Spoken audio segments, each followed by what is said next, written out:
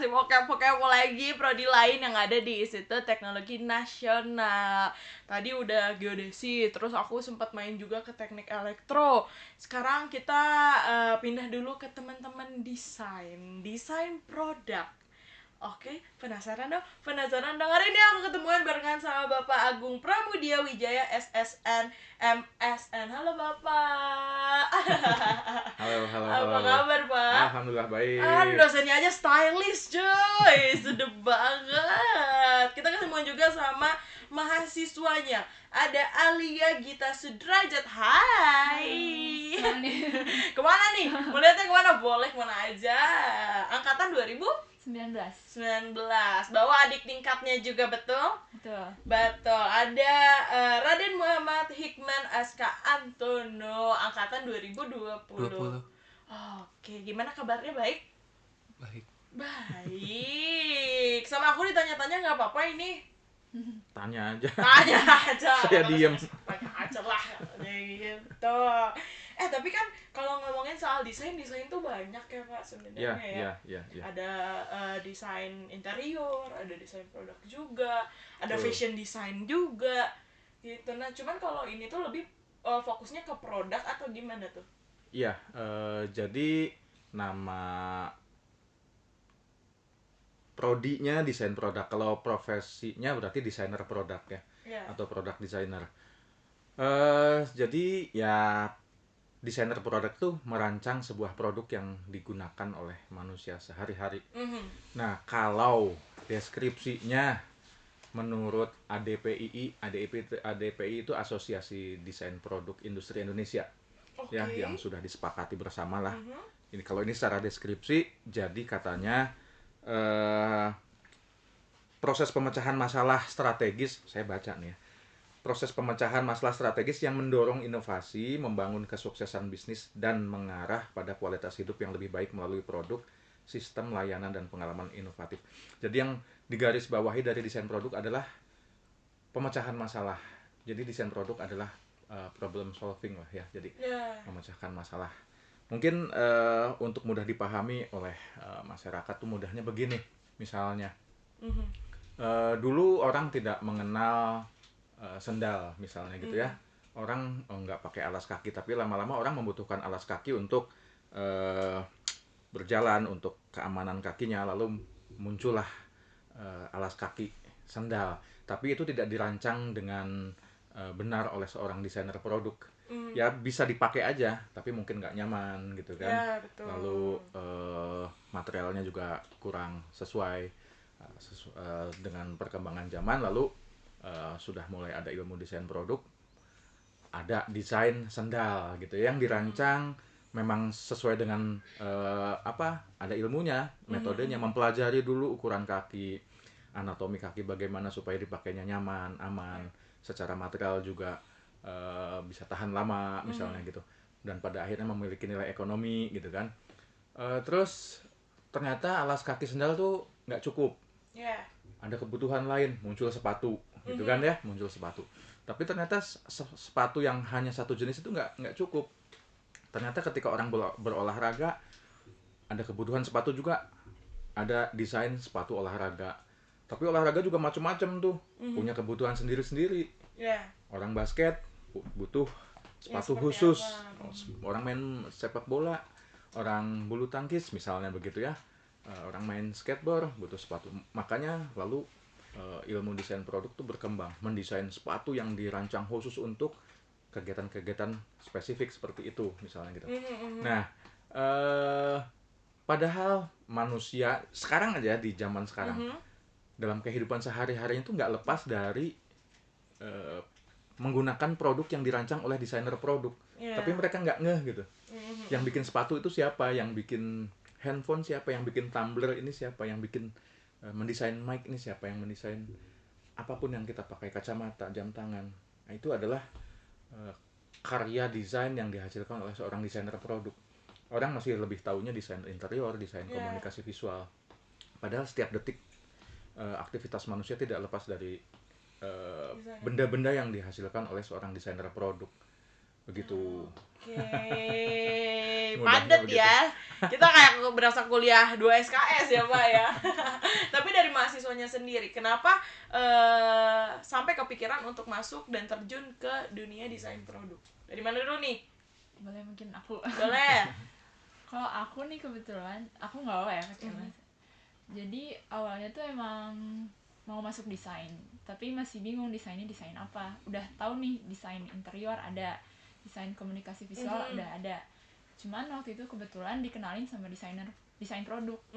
Akhirnya nanya-nanya juga nih sebelum masuk ke ITENAS juga, sempat ngobrol juga sama Pak Agung buat desain produk tuh ngapain aja. Terus akhirnya semakin tertarik karena peluangnya lebih besar juga, nggak cuma di ruangan aja atau grafis aja, tapi bisa mencakup lebih banyak. Oke. Kalau adik tingkatnya gimana ya, adik tingkatnya nih? Kalau aku sih dari awal emang di rumah juga suka bikin-bikin kayak suka ngerakit-rakit produk gitu, kayak bikin-bikin misalnya tempat buat nyimpen cat atau kayak gitu. Terus waktu dari awal tuh emang awalnya tuh suka pesawat. Awalnya tuh mau masuk ke aeronautik, tapi ngobrol sama ayah, nanti ditanya, "Kamu tuh sebenarnya pesawat tuh suka ke apanya sih?" Aku bilang lebih suka ke desainnya, jadi diarahin ke sini akhirnya. Oh, emang basicnya juga dari dulu, dari kecilnya emang suka bikin-bikin barang-barang yang gitu-gitu kali ya? Iya. Iya. Tapi tadi Bapak sempat ngejelasin juga kalau desain produk itu mempelajari tentang anatomi tubuhnya juga. Kalau Iya, misalnya kita betul. bikin sendal atau misalnya Iya. kita bikin kursi juga kan kita Iya. harus mikirin tingkat kenyamanan Iya, betul. yang menggunakannya seperti apa. Betul. Nah, berarti untuk desain produk sendiri itu nggak cuman belajar ngedesain aja. Iya, betul. Saya mau yang tadi disampaikan oleh Alia tadi menarik bahwa desain produk tuh jangkauannya luas. Kalau bukan bermaksud mengecilkan yang lain ya. Kalau interior, yang namanya interior dia ruang lingkupnya dalam ruang gitu kan ya. Kalau desain produk itu dari hal terkecil sampai yang terbesar itu masuk ke dalam wilayah desain produk.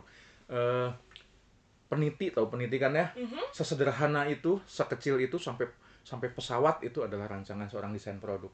Otomotif, mobil, motor, dan fashion, produk elektronik, home appliance yang ada di rumah, semuanya itu rancangan seorang desainer produk. Lalu kita tidak hanya mempelajari ilmu mendesain saja, karena mendesain itu ada tahapannya. Kita harus mempelajari perilaku orang dulu. Nah, kita harus mempelajari demografi usernya. Siapa yang menggunakan, usia berapa, dia tinggal di mana, kebiasaannya bagaimana, lalu kecenderungan seleranya bagaimana, sehingga nanti desainnya harus bentuknya bagaimana, warnanya apa. Misalnya begitu. Ketika kita mendesain sebuah produk untuk pasar Timur Tengah dengan pasar Eropa, pasti kita akan menghasilkan warna yang berbeda gitu kan.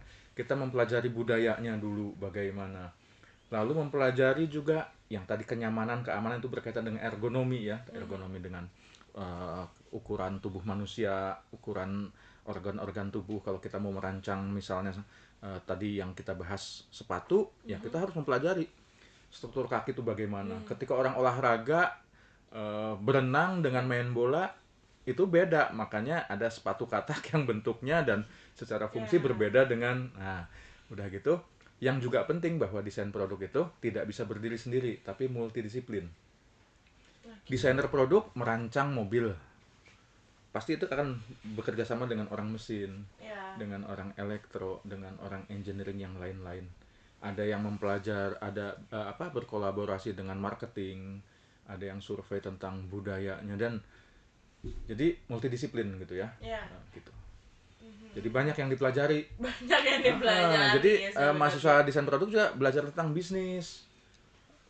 Ada mata setelah bikin desainnya mempelajari tentang ada mata kuliah kewirausahaan. Saya pernah mengajar mata kuliah kewirausahaan karena alumni kami banyak yang menjadi wirausahawan, bukan hanya bekerja di industri sebagai in-house designer. Tapi alhamdulillah dari desain produk ITENAS banyak yang sukses menjadi wirausahawan, walaupun banyak juga yang sukses menjadi in-house designer. Ada yang menjadi desainer sepatu Adidas di pusatnya di Jerman. Itu sebuah kebanggaan dari desain produk ITENAS. Seorang desain produk yang bisa menempati posisi desainer produk Adidas pusat di Jerman. Yang di Adidas di Vietnam juga dari desain produk Itenas. Lalu hampir seluruh industri sepatu di Indonesia itu desainernya dari desain produk Itenas, dan hampir seluruh produk outdoor yang ada di Indonesia juga desainernya dari desain produk Itenas. Jadi alhamdulillah industri-industri banyak yang membutuhkan alumni kami karena ya menurut mereka kepake, walaupun juga banyak juga yang alhamdulillah juga sukses berwirausaha dengan produknya ya, Yap, dengan betul, karya betul, produknya betul. gitu. Begitu. Oke. Tapi kan biasanya nih setiap satu desain itu dia punya kriteria idealnya. Ya, Nah kalau misalnya kita ngedesain nih, itu kriteria idealnya itu seperti apa sih? kemarin saya sempat diskusi dengan beberapa rekan saya bahwa sebuah desain itu nggak ada yang ideal. Oke. Kalau kita mendesain sebuah produk dan itu ideal, produk itu selesai, nggak akan pernah di-develop lagi, gitu. Iya. Jadi mungkin ideal tuh untuk satu masa. Mungkin handphone yang kita gunakan ideal untuk sekarang. Iya, Tahun depan betul. teknologi udah bertambah lagi, semakin Harus maju, ada. itu udah nggak ideal lagi. Makanya ada muncul desain baru. Sekarang aja udah ada handphone yang bisa dilipat, gitu kan ya. Mungkin nanti tahun kesekian itu udah ketinggalan zaman. Mungkin Ya. udah baru lagi teknologinya dan desainnya menuntut desain yang baru lagi. Gitu. Jadi desain terus berkembang sesuai dengan perkembangan zaman. Jadi mengikuti sebenarnya Ya, ya. betul. Karena pada dasarnya desain produk tuh berusaha memenuhi kebutuhan manusia dari waktu ke waktu. Gitu. Oh, pada intinya emang datang untuk memenuhi kebutuhan manusia ini. Untuk memecahkan masalah juga, sebagai pemecah masalah. Iya. Orang butuh wadah minum, kopi, pengen anget terus. Muncul Gimana tumbler yang caranya bisa ya? Iya. menyimpan air yang anget terus bisa dibawa kemana-mana. Itu kan gagasan seorang desainer produk. Iya, bener. Berarti teman-teman di sini juga udah mulai ngedesain dong. Ya, Aku pengen tanya dari mana dulu ya? Boleh deh. Sempat ngedesain apa dan apa yang paling susah? Oke, sekarang kan berarti aku udah melewati semester 6 ya. Nah, kita kebetulan setiap semester menghasilkan karya gitu. Karya baru, produk baru gitu. Dan yang udah sempat aku desain, yang terakhir adalah speaker pasif gitu, nggak pakai tenaga listrik. Tapi itu pakai materialnya, itu material kulit kacang tanah. Nah, itu dari mata kuliahnya tuh craft. Nah, jadi kita emang di mata kuliah itu terutama dituntut buat kita ngehasilin karya, ngeeksplorasi gitu, produk craft. Nah, kebetulan aku ambilnya dari material yang non konvensional kayak gitu. Terus salah satu produk lainnya di project design 4, aku ngambil produk mainan anak. Mainan anak? Ngerancang apa tuh? Building blocks gitu. Sistemnya mirip Lego gitu, tapi aku bikin bentuknya beda lagi. Bentuknya kayak trapesium gitu. Lebih susah mana yang Dua-duanya susah. susah. Tapi biasanya kalau kamu pribadi itu satu kali ngedesain butuh waktu berapa lama? Kalau untuk ngedesainnya 1 semester, untuk desainnya aja gitu ya, idenya aja menurut aku lumayan cukup. Cuman untuk mempersempurnakan si produk akhirnya, si prototype-nya, itu mungkin butuh waktu lebih kayaknya. Oh, itu tuh harus sama prototype-nya juga, Pak? Ya. Oh, aku kira tuh hanya desain dalam bentuk desainnya Harus menghasilkan prototipe secara fisik 1:1 dan berfungsi, bisa difungsikan, bisa digunakan. Itunya mungkin yang susahnya ya, menjadikan si desainnya ini jadi satu prototype produknya ini yang sebenarnya butuh waktu agak lama ya. Dari ide menjadi produk asli yang bisa dipegang tuh ya lumayan waktunya. 1 semester ya. Iya, 1 semester kira-kira. Oke, berarti memang di sini pun mahasiswanya dituntut untuk bikin produk satu semester satu misalnya gitu. Iya, 1 semester 1 karya desain produk. Yang tadi Alia sebutkan itu kebetulan mata kuliah yang saya ajar craft design. Jadi mahasiswa harus menghasilkan sebuah komoditi produk, bisa berangkat dari material. Alia memilih materialnya dulu. Alia milih limbah kulit kacang tanah yang sudah dihaluskan, yang sudah dihancurkan. Itu biasanya untuk pakan ternak. Tapi melalui sebuah kreativitas seorang desainer produk, kulit kacang yang tadinya dijual berkarung-karung itu hanya sekian rupiah, tapi ketika mendapat sebuah sentuhan kreativitas melalui sebuah proses desain menjadi produk speaker pasif ya untuk handphone, itu peningkatan nilai ekonominya bisa ratusan kali lipat gitu. Jadi bisa dikatakan juga ya bisa meningkatkan nilai material yang tadinya sangat murah bisa menjadi sangat mahal gitu. Dan posisinya juga bisa menjadi sangat bergengsi, yang tadinya ya pakan ternak gitu. Tapi melalui sebuah pemikiran desain dia bisa berada di sebuah kafe yang elegan, bisa berada di sebuah lobi hotel begitu kan. Artinya bukan hanya peningkatan nilai ekonomi tapi value produknya, value materialnya akan meningkat juga. Kalau kamu bikin apa tuh? Kalau aku di DP 2 semester 4 kemarin terakhir tuh bikin senapan mainan. Senapan mainan? Iya. Oke, itu butuh waktu berapa lama rancangannya? Kalau ngerancangnya sih lewat proses asistensi waktu itu sekitar 2 mingguan. Tapi masih disempurnain terus, asistensi terus gitu tiap pertemuan sampai akhirnya ketemu final design. Baru abis itu dibikin prototipenya. Oke. Senapan Mainan itu kayak gimana tuh bikinnya? Kalau saya sih bikinnya pakai triplek di laser cut. Jadi bikinnya tuh kayak puzzle, disambung.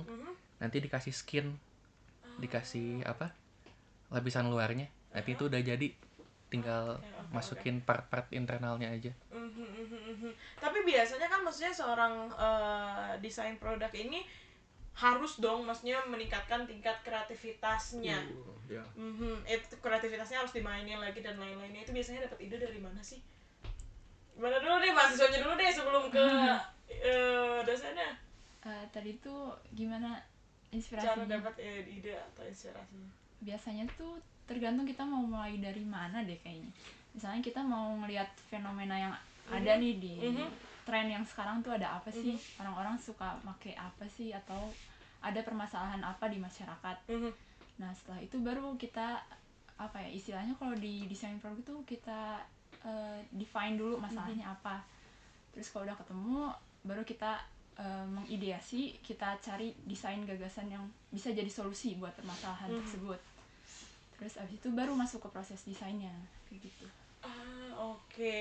Dari kamu ada tambahan mungkin? Sama sih. Lebih ke arah sana juga ya sebenarnya. Tentuin dulu nih ada apa di depan kita yang bisa kita olah, mungkin gitu kali ya Pak ya? Jadi kalau saya dekat dengan mahasiswa, sering ngobrol. Harus banyak main, anak DP itu harus banyak main, jangan culun, jangan diem di studio. Karena apa? Kita harus update dengan perkembangan di luar.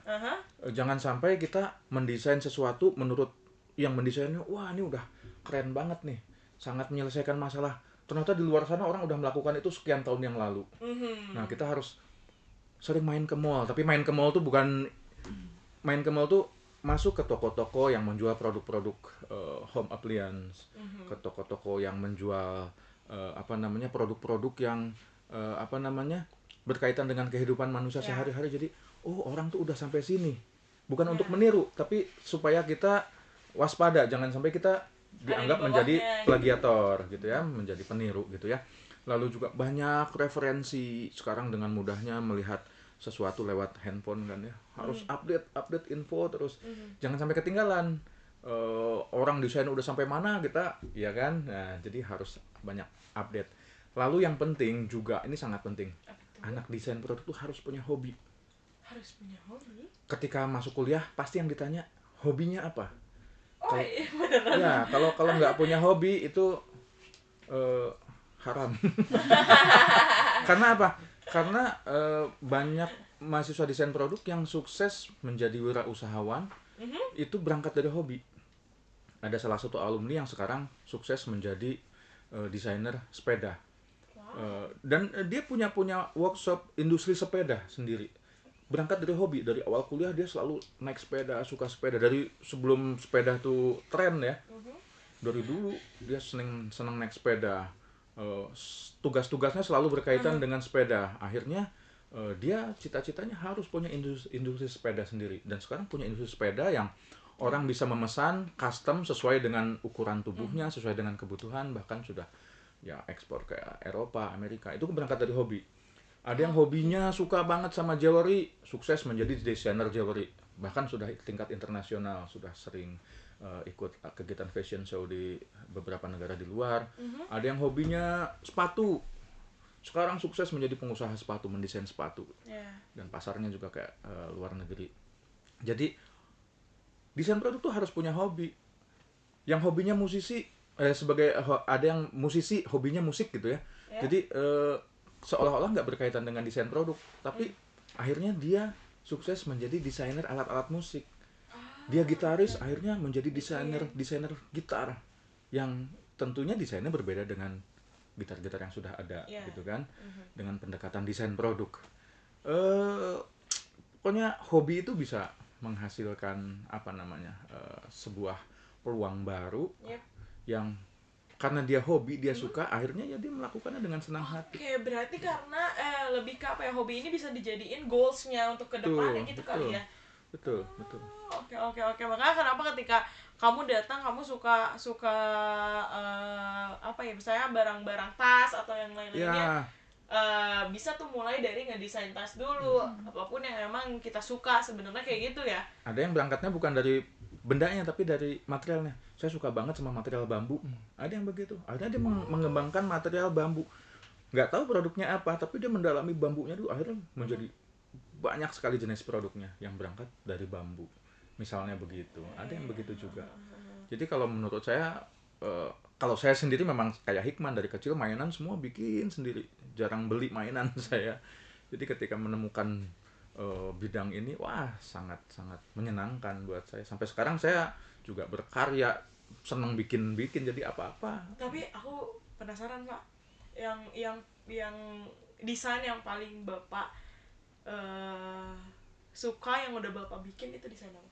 Ya, saya dikenal sebagai desainer botol. Jadi saya mengolah limbah botol kaca menjadi produk home decor. Jadi saya concernnya di situ. Saya menghasilkan banyak produk home decor dari limbah botol kaca. Botol kaca yang tadinya murah, bahkan saya beberapa kali ngambil di pinggir jalan. Saya ambil. Karena dibuang ya, saya ambil lalu saya rancang, saya desain, ikut pameran dan bisa dijual dengan harga yang menurut saya sangat fantastis dan berada di sebuah hotel berbintang. Itu kan sebuah kebanggaan, bukan hanya nilai materinya tapi kan ada kepuasan.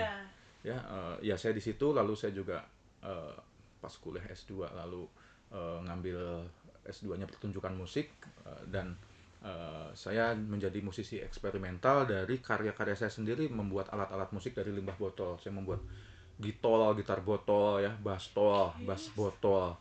Lalu ada alat musik juga namanya gestol, gesek botol. Jadi nah, jadi artinya saya juga menanamkan ke mahasiswa saya bahwa kalau kita mau berkarya harus unik.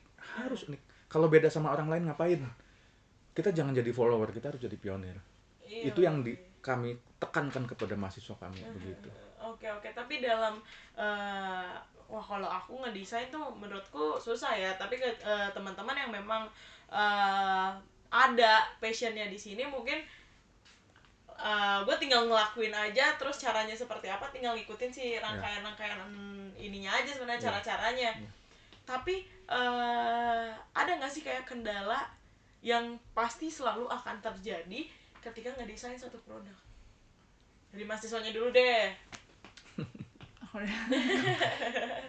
Kalau kendala mungkin lebih ke proses ideasinya gitu ya.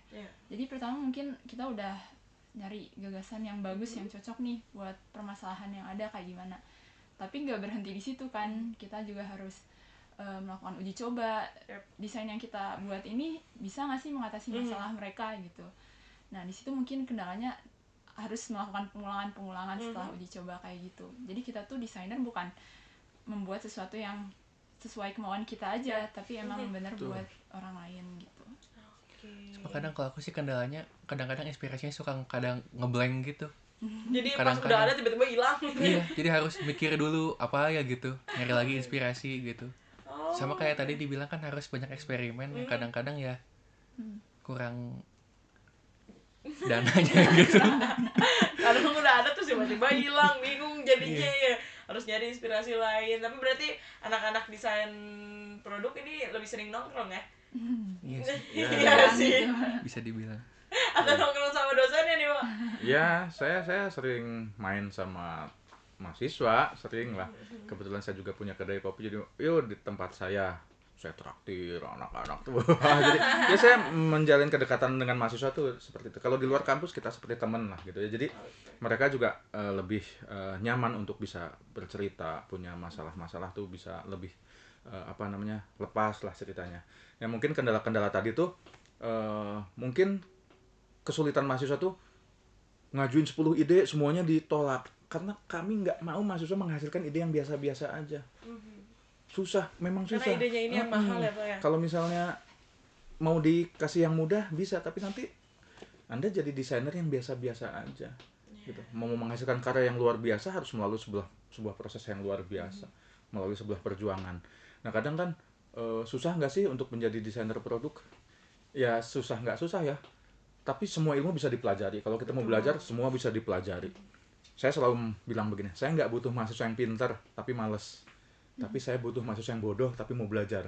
Karena pada dasarnya semua ilmu bisa dipelajari, asal kitanya intens mau belajar, serius, total. Itu aja. Simpelnya seperti itu ya. Tapi mungkin ini adalah satu pertanyaan terakhir dari aku. Setiap produk itu dihasilinnya kan maksudnya setiap desainer ngehasilin produk pun dia pasti pengen dong desainnya ini eye catching di mata orang, ya kan? Ada nggak sih tipsnya untuk bikin satu produk itu eye catching dilihat orang? Siapa? Acung tangan deh kalau kita kayak kuis ya kebetulan ya. Ya salah satunya ya kita harus banyak referensi. Kalau saya sih ya yang tadi referensi itu bukan artinya kita supaya bisa itu bikin bagus kita, tapi justru dia udah bikin begini kita hindari. Nah supaya kita berbeda.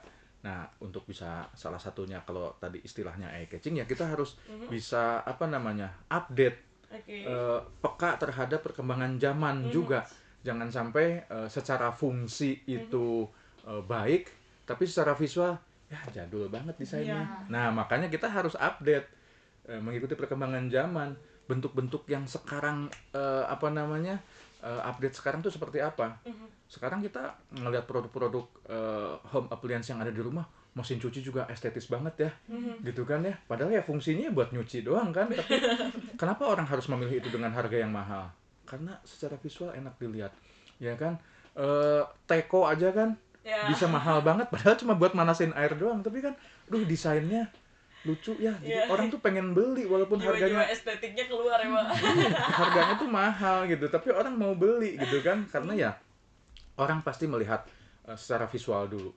Nah itu kepekaan itu yang kami tanamkan kepada mahasiswa. Kita harus update supaya kita bisa menghasilkan sebuah desain yang orang baru ngelihat aja udah yang langsung keren ya, pengen beli gitu kan.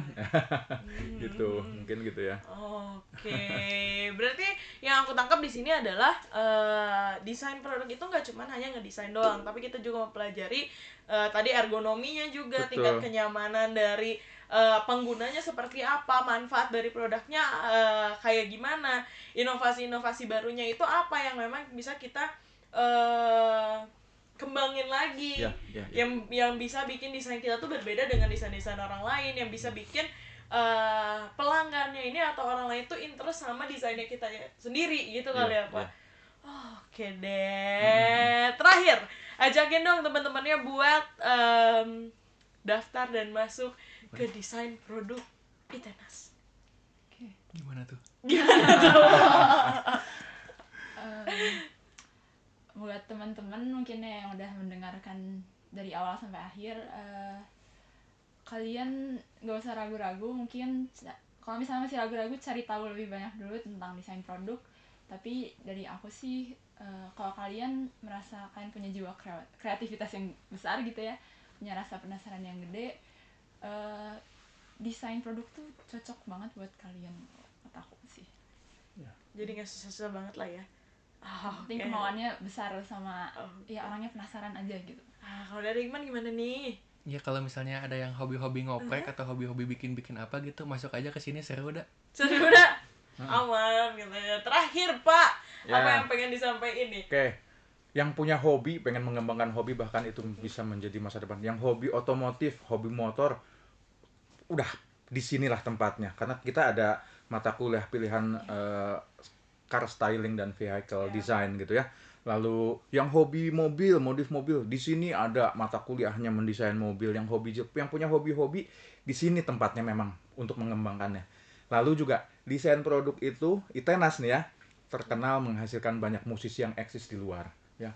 Burger Kill, Cherry Bombshell, Mocha, itu dari desain produk Itenas. Karena nyatanya banyak yang pengen kuliah di sini karena melihat itunya dulu, pengen ketularan jadi musisi, dan alhamdulillah banyak penerus-penerusnya. Jadi atmosfernya sangat mendukung untuk berkreasi, untuk berkarya gitu ya. Jadi dukungan lingkungannya sangat mendukung, dan desain produk Itenas beda dengan yang lain. Makanya yang tadi Alia bilang, kita mendesain bukan berangkat dari keinginan tapi dari kebutuhan masyarakat. Ya. Gitu. Jadi kita memfasilitasi kebutuhan masyarakat. Ya, ini profesi yang menurut saya seksi banget. Karena masih jarang dibandingkan desain-desain yang lain. Ini seksi banget. Betul. Keren banget kalau menurut saya. Saya aja menjadi dosen dan desainer produk, bangga banget kalau saya. Tapi seru loh ini loh, aku tertarik ternyata untuk masuk ke desain produk ini. Nah, berarti memang untuk desain produk sendiri tuh profesi kerjanya juga luas. Tadi juga banyak yang bisa kita pelajarin dari desain produk ini, betul ya Pak ya. Bahkan orang-orang yang aku interview kemarin-kemarin ternyata lulusan dari desain produk Itenas. Oke deh, baiklah. Ada lagi yang mau disampaikan tambahannya mungkin? Ya maksudnya begini juga ya. Desain produk tuh ada beberapa kampus ya.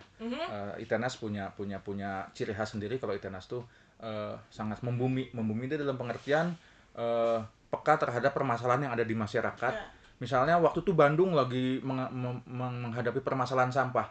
Kami memberi tugas ke mahasiswa, manfaatkan sampah untuk material mendesain sebuah produk.